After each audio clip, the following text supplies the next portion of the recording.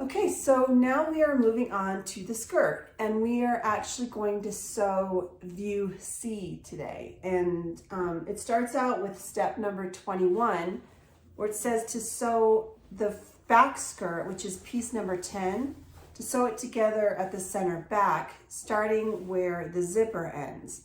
I'm actually going to hold off on this step. I've actually learned a much easier way to sew on zippers, and I'm putting the link up here on top. It's from Jen, and she went through it. It's so easy. So we're going to hold off on sewing the back right now and move on to step number 22, which is sewing piece number 11, which is the front skirt, to piece number 10, all along the sides. All right, I've pinned up my piece number 11 to both pieces number 10.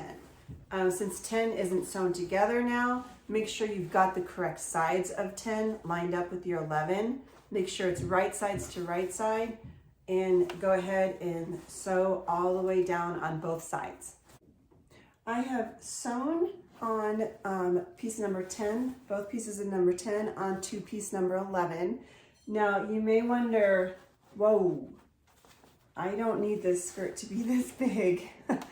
But there are actually 4 pleats that we'll be doing in each of the pieces, and you'll be bunching up the skirt, the waist of the skirt. So it definitely will not be this big. So steps number 23 to 31 are for views A and B. We're gonna go to number 32, and it shows you how to make the pleat. Now you've got these 2 lines drawn with the center line with the 2 dots. What you're going to do is fold it out like this. Basically, the lines are going to match up to the center, and in between the fabric's going to stick out like that. So I know it's hard to explain, but you're going to do it just like this. So it will end up looking like that. So again, the lines are matched up in the center on both sides, and then the extra fabric is on the inside of the skirt. This is what it looks like on the outside of the skirt. So you've got a pleat right here, if you can see it. And then instead of sewing these, you're going to baste along the top edge here. These are all going to stay open like that. And you're going to do that on all 4 pleats. I have sewn my pleats, and step number 33 says to gather the waist.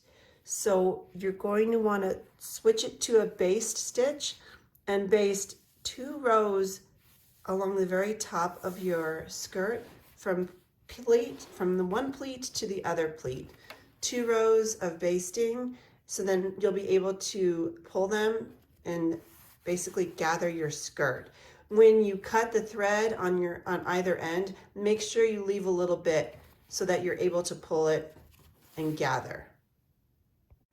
What I forgot to mention, you do not want to run the baste along the 2 pleats here. This is piece number 11, the front skirt, where you've got your 2 pleats. The seams that you're basting, the little baste stitches that you're running in order to gather, go from a pleat in piece number 11 through to piece number 10. So you've got a long area you're going to be gathering. So now we are going to want to gather our skirt. We want to gather it enough so that this top edge will fit along the bottom of our bodice. You're going to want to take the ends of the thread and just basically push it in. It will take a while, and you'll have to do it on both sides, but that is how you're going to gather your skirt in.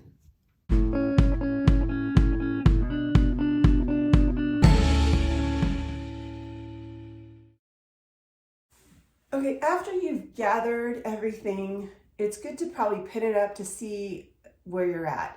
I have pinned up my lining so that you can see my waistband. So you match up the back, obviously, and then I basically pinned this flat through to the first pleat. You don't want your pleat to be gathered. Then I went around and I matched up the two triangles that we have in the front here, and then pinned the pleats again because I don't want the pleats gathered. I went around the side and I pinned the back, laid it flat, pinned my pleat flat, and then I knew what I had to work with. And you have to basically gather it up completely. You will still then be gathering it as you're sewing. So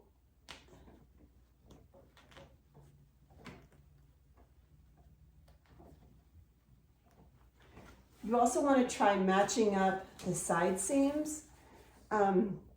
Again, if it's real obvious in your fabric, it's a good idea to maybe baste it right here when you're sewing to make sure that your seams match up. But I'm telling you what, this fabric is so black, I can't even see the seams. So I'm thinking I'll never even notice if my side seams match up or not. It is such a dark fabric.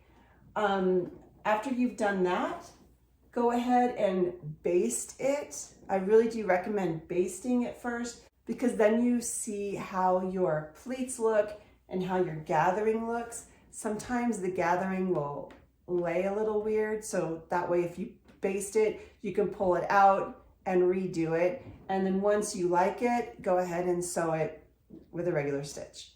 All right, I basted my skirt to the bodice, and now I'm going around looking to see how the gathering looks.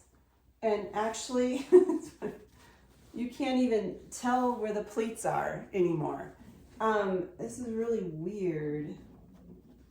I don't remember this happening in my other dress, but yeah, I can't even see the pleats. So the thing is, I actually think it looks pretty good.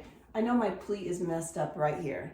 I think I'm gonna fix it because that's going to drive me crazy. Here's one pleat right here, and then here is where the other pleat is, but it accidentally got gathered when I was sewing it. So I'm going to fix that, and then I'm going to re-sew it with probably a 5 stitch, whatever you call it. Another thing is too, you have to think about is this will have a belt. So if there is any little screw ups, it gets covered. So I don't know if I'm going to change it or not.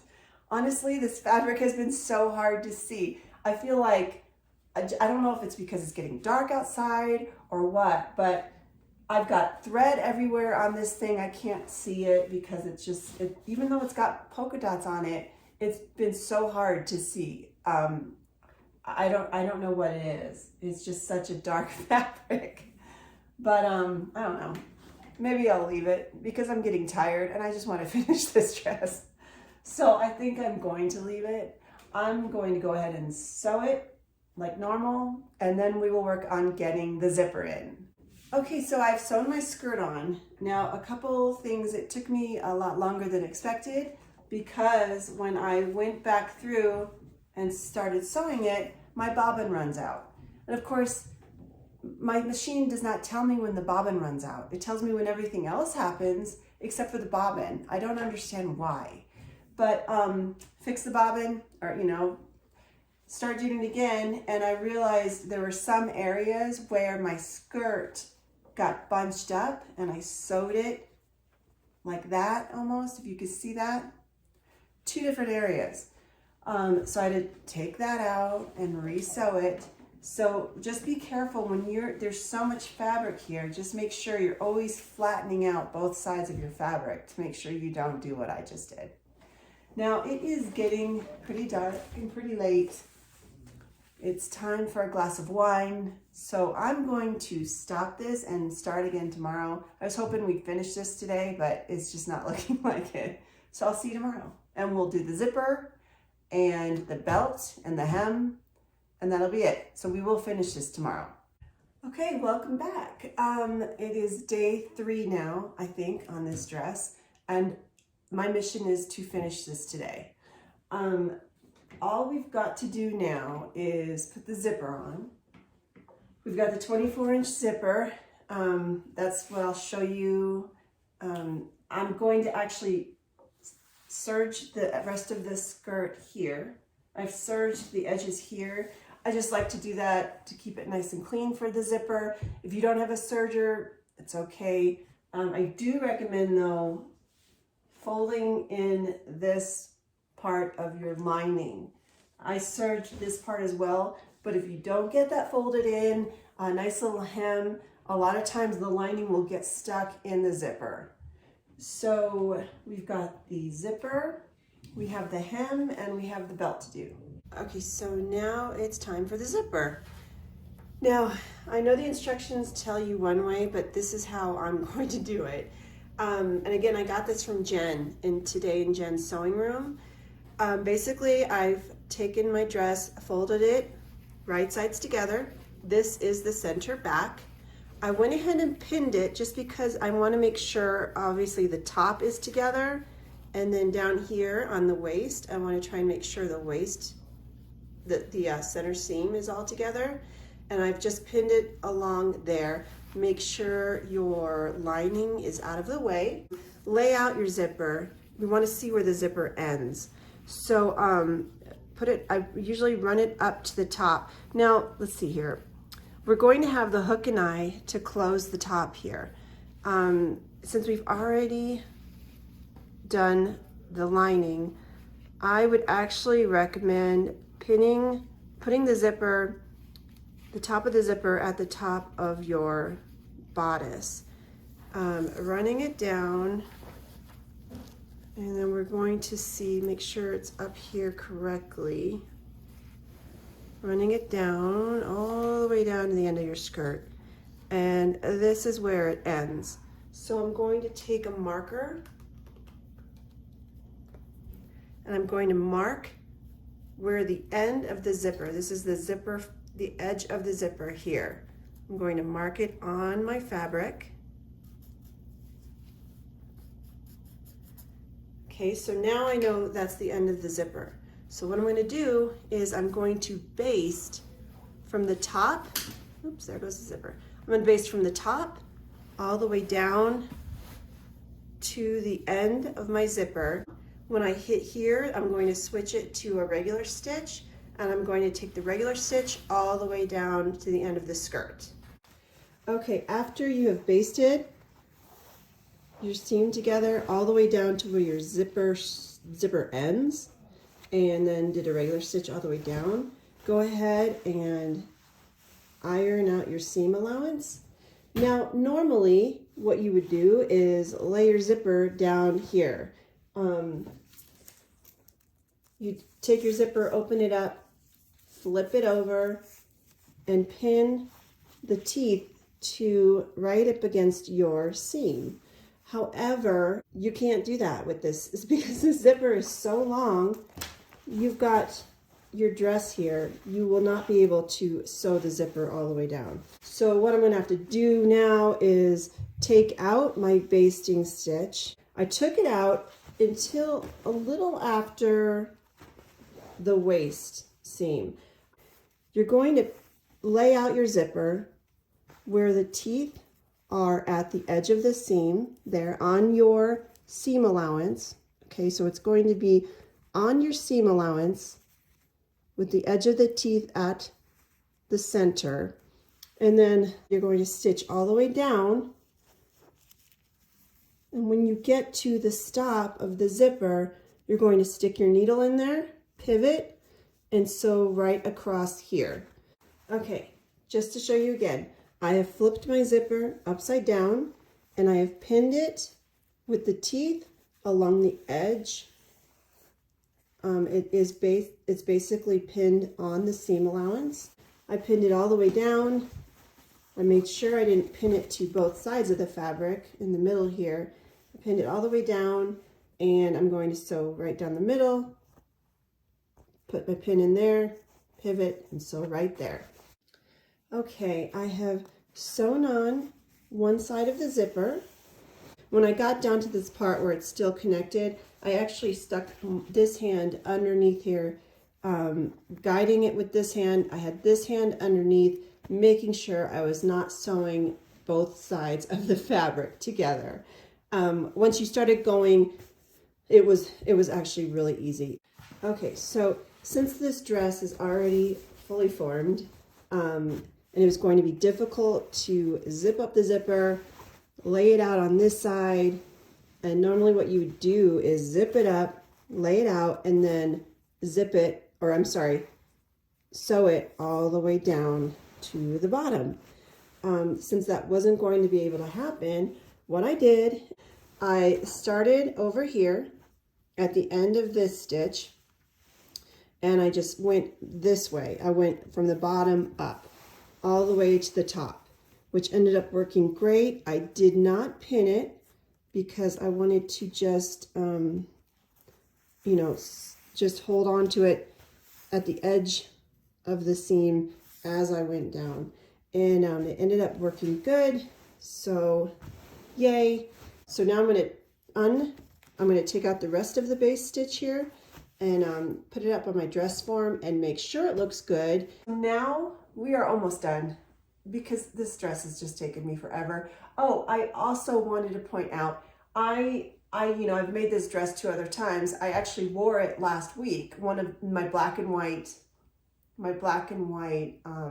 gingham, and I was checking my pleats, and sure enough, they are gathered. So it really does not matter about the gathering on your pleats. As long as your gathering looks good, I think you're good to go. The next step, step 36, says to slip stitch your lining to the zipper. You know, it's actually up to you. I don't usually do that. What I will do though is along the waistband here, in a couple areas, I will slip stitch the lining to the waistband. That way it keeps it flat and it doesn't pull up out of here, and it doesn't pull up out of your armholes. But that is step number 36. Okay, so I have gone ahead, turned this inside out so I could slip stitch. I slip stitched the lining to the waistband here in the middle, on the side, and both ends here next to the zipper, and on this side. So hopefully that'll stay down when I put it on. And then the next step, 37, is to sew on your hook and eye. That's like my least favorite step. I don't know. I've got on my other dress, I do have the hook and eye on there, but I never actually hook it. My hair usually covers it up, and I don't know. I guess I will have to do that because it is a little open up here. So let's go ahead and sew on that hook and eye. Now it is time to hem. I'm probably going to do about a 1/2 inch hem, I'm thinking. I did serge the bottom, so I will just be doing 1 hem. If you don't have a serger, you'll want to just double up your hem. Put it in maybe 1/4 inch to a 1/2 inch and then fold it over again. Definitely, once you pin it, try it on. Actually pin it and iron it so that it lays flat, and then try it on and make sure it looks straight. After you try it on and make sure it looks straight, then go ahead and sew the hem.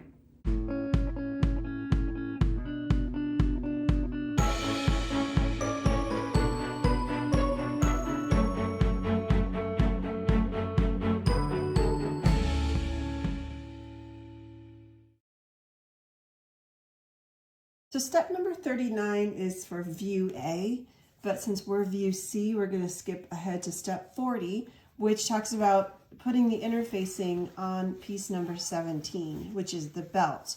I'm not putting it on mine because this is a pretty stiff fabric. So I'm going to skip ahead to 41, which is fold the belt, piece number 17, in half with the right sides together. And then you're going to want to sew along the rough outer edge. You can't really tell for sure on these instructions, but you're going to have to sew along this edge and then turn the needle and sew along the outer edge. Now keep an opening in the middle so that you can turn the belt right side out. Okay, I have sewn the edges here. I rotated it and then sewed all the way through. I've got a little gap here in the middle where I'm going to attempt to turn this inside out. Just a tip, when you get this all turned around and inside out, I actually use a chopstick where I shove it in there and I can make my corners straighter. I did trim the corners here on either end to hopefully make it a little bit more of a square when I flip this inside out. So I've turned my belt right side out and I've sewn the opening, which I can't even find. Now it says to go ahead and sew the Velcro to the edges. I actually don't have the Velcro. I thought I'd have enough Velcro and apparently I'm out. So go ahead and do that. Just cut a little 2-inch piece of Velcro and put it so that obviously it can clip or Velcro itself just like this. So piece number 18, they also say to put interfacing on, which I'm not going to, but go ahead and fold it in half, right sides together, and do the same thing. Sew along here, down here, and here with a little opening in the center so you can turn this right side out. Step number 46 was turn the bow right side out and then baste raw edges together, which I did. And then step 47 is to lap the ends at back of bow, which is basically folding it right in half. You may want to just fold it in half, see where the center point is, and eyeball it, just like that. Then you're going to baste these two pieces together. Okay, I didn't actually baste the two pieces together. I basted them each matching up in the center. The next step is step 48, which is the knot, which is piece number 19, this little square guy. On this one, you're going to fold the knot along fold lines with right sides together, just like before, and stitch along the long edges. Leave the ends open, just like with 17 and 18. So I've got number 19, which is the knot. I've turned it right side out. I've stitched the edges. I've also ironed it down so I kind of know where the halfway point is. Then I'm going to take my bow, stick the knot over the bow. So you've got the knot and the bow. Go ahead and try and slip stitch the bow to the knot so that you don't have any stitching on the top there. Okay, we are almost done. I took my bow, took my knot, wrapped it around the bow, and then I did mark on my belt where the center point was. I placed the bow on the belt and then I flipped it over and I sewed the 4 little corners. I did a little slip stitch on those 4 little corners so there is no there's no stitching on the outside here. So we are finally done. This dress took a lot longer than I thought it was going to take. I do love it though. I hope you enjoyed making it, and I would love to see some pictures of your finished product as well. Thanks again for joining me. Please make sure you like and subscribe to my channel. Please leave any comments. I would love to hear from you. I hope you have a great night, and I will see you soon.